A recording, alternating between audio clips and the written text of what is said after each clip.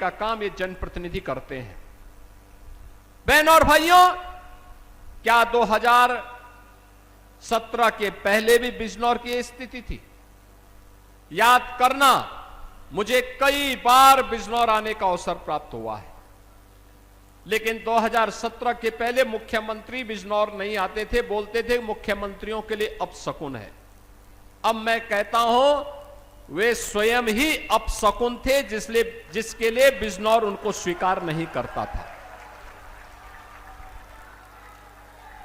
अरे जिस धरा में भगवान कृष्ण आने के लिए आतुर रहे हो, महात्मा विदुर के घर साग खाने के लिए, उस पावन धरा में कौन नहीं जाना चाहेगा? जहां मां गंगा का सानिध्य प्राप्त हो रहा हो, उस धरा में कौन नहीं आना चाहेगा?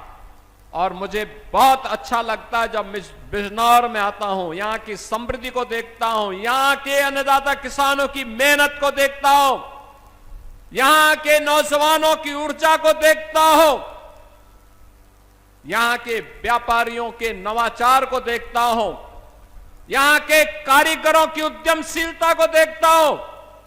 मुझे लगता है कि कुछ विशिष्ट है बिजनौर में, इसीलिए तो बिजनौर है। और उसी विशिष्टता के लिए आपका आह्वान करने के लिए आज मैं आपके बीच आया हूं कि बहनों और भाइयों, इस विशिष्टता के लिए डबल इंजन की सरकार चाहिए थी, और वह प्रधानमंत्री मोदी जी के नेतृत्व में, प्रधानमंत्री मोदी जी के मार्गदर्शन और नेतृत्व में आज आपको देखने को मिल रहा है। हम लोग पहले भी हाईवे बना रहे थे, और अब तो हम लोगों ने घोषणा कर दी है कि गंगा एक्सप्रेसवे को भी हम यहीं से होकर के हरिद्वार तक पहुंचाने का काम करने जा रहे हैं।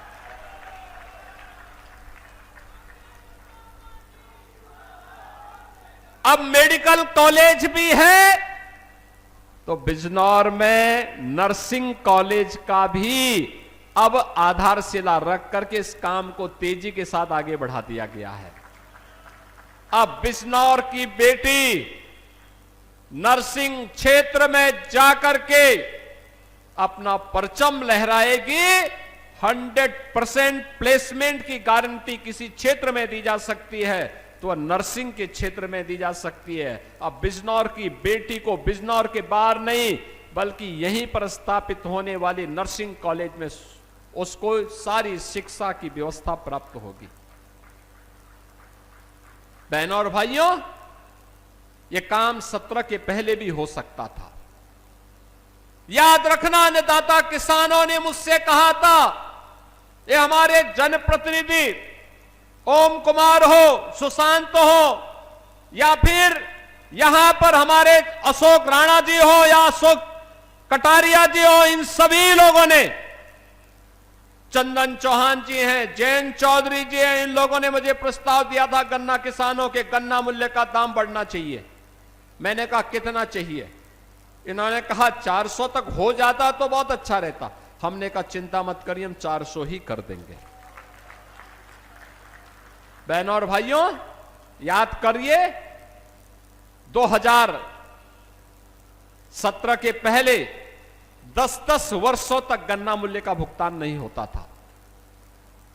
कोई नई वैरायटी नहीं दी जाती थी। किसान परेशान था, नौजवान पलायन कर रहा था, व्यापारी भय के साए में जी रहा था। भय किस कदर था? 2016 में देश की सबसे बड़ी इन्वेस्टिगेशन एजेंसी एनआईए के डिप्टी एसपी और उनकी पत्नी का भी यहां पर गोली मार करके, यहां के गुर्गे और माफियाओं ने गोली मार करके हत्या कर दी थी। ये अराजकता थी बिजनौर में।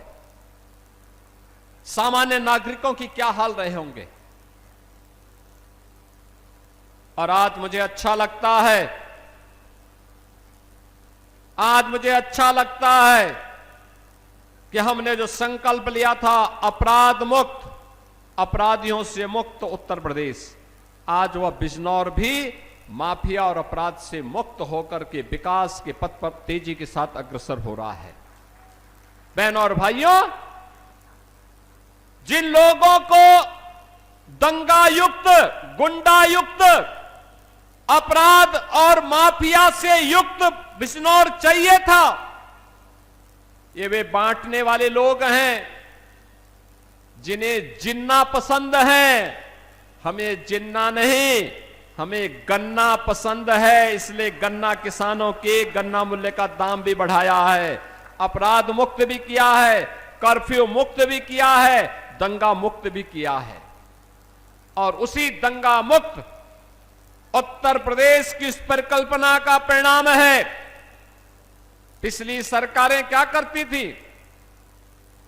वे कहती थी कि अपराध और अपराधियों पे नियंत्रण नहीं हो सकता, उपद्रव को वे नियंत्रित नहीं कर सकते थे, तो इसलिए वे कावड़ यात्रा पे रोक लगा देते थे, जन्माष्टमी के आयोजन पे रोक लगाते थे, श्री रामनवमी की शोभा यात्रा पे रोक लगाते थे, दुर्गा पूजा के पंडालों को रोक लगाते थे। लेकिन अब अपराध और अपराधियों पर नियंत्रण है, कर्फ्यू मुक्त, माफिया मुक्त और दंगा मुक्त उत्तर प्रदेश है, तो धूम धड़ाके के साथ अब कावड़ यात्रा निकल रही है। अब कोई रोक नहीं है, श्री कृष्ण जन्माष्टमी पे कोई रोक नहीं है, रामनवमी की शोभा यात्रा पे रोक नहीं है,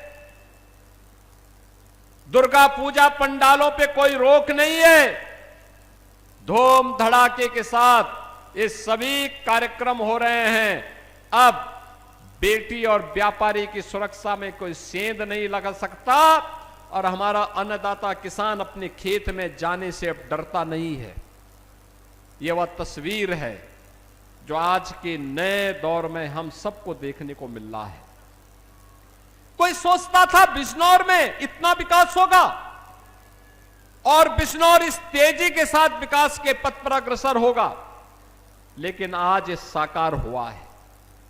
उसको साकार रूप देने में हम सफल हुए हैं, इसलिए क्योंकि आपने यहां पर उस योग्य जनप्रतिनिधि चुन करके भेजे हैं। आपने भेजे, चंदन चौहान जी को आपने सांसद बनाया,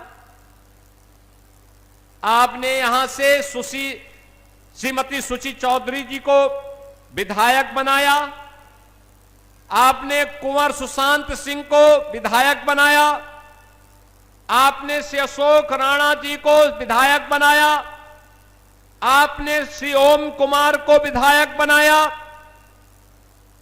ये लोग केवल विधायक ही नहीं और सांसद ही नहीं, जब बिजनौर में है तो जनता के बीच, और बिजनौर के बाहर हैं तो दिल्ली में या लखनऊ में जाकर के बिजनौर के विकास की योजना की पैरोकारी करते हैं। वहां पर एक एक मंत्री के साथ बैठक करते हैं, मेरे साथ बैठक करते हैं, और फिर उन योजनाओं को यहां जमीनी धरातल पर उतारने के लिए प्रयास जो करते हैं, वह प्रयास आज बिजनौर के अंदर देखने को मिल रहा है। बहनों और भाइयों, महात्मा विदुर की उन स्मृतियों को लेकर के आज बिजनौर मजबूती के साथ आगे बढ़ रहा है, और उन्हीं बातों को लेकर के आज मुझे बिजनौर में 1000 करोड़ रुपए की मात्र 2 विधानसभाओं की बात कर रहा हूं। पिछले दिनों में बड़ा पूर्ण आया था और उस समय मैंने बुरहानपुर में सैकड़ों करोड़ की परियोजनाओं का लोकार्पण और शिलान्यास किया था, और वहां पर मुझे लगभग 3000 उन पाकिस्तान और बांग्लादेश से विस्थापितों को उनके जमीन के पट्टे उनको उपलब्ध करवाने का भी अवसर प्राप्त हुआ था, जो लोग लगभग 8 दशक से इंतजार कर रहे थे। 8 दशक से जिनके साथ न्याय नहीं हो पाया था।